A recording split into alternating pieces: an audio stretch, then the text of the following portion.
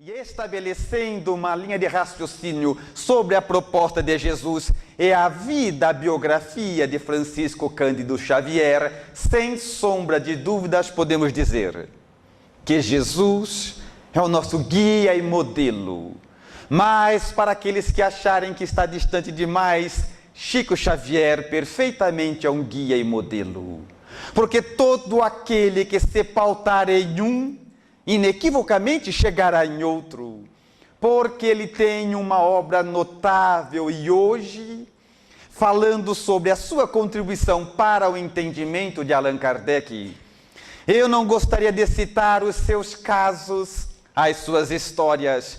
É uma vida esplêndida e que alimenta inúmeros palestrantes e obras sobre os casos da sua vida, mas porque todos nós que já conhecemos a sua obra, evidentemente conhecemos os seus casos.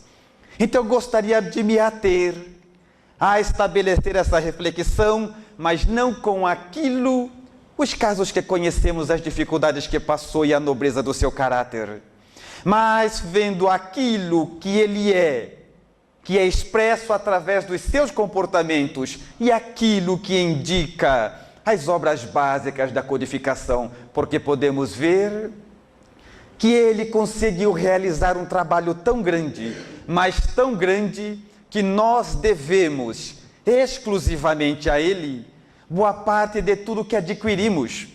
Porque mesmo as pessoas, nossos irmãos, que são opositores à doutrina espírita, a maioria deles não é contrário à figura de Chico Xavier.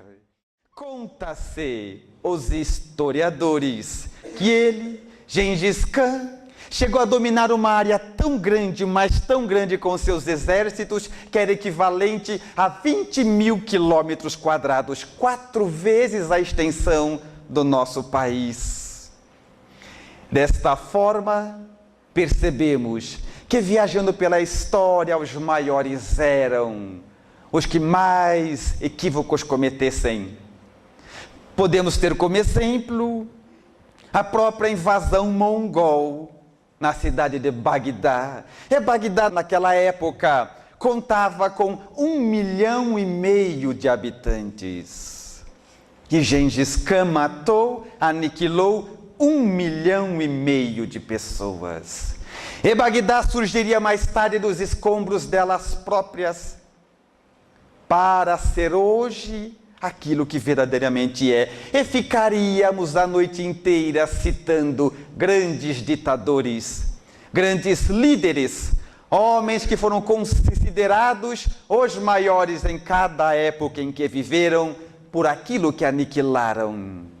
Mas o tempo viajou rápido, e até que chegamos também numa era bélica, uma era complexa, que era naquele período onde a Roma ainda dominava a maioria das terras conhecidas.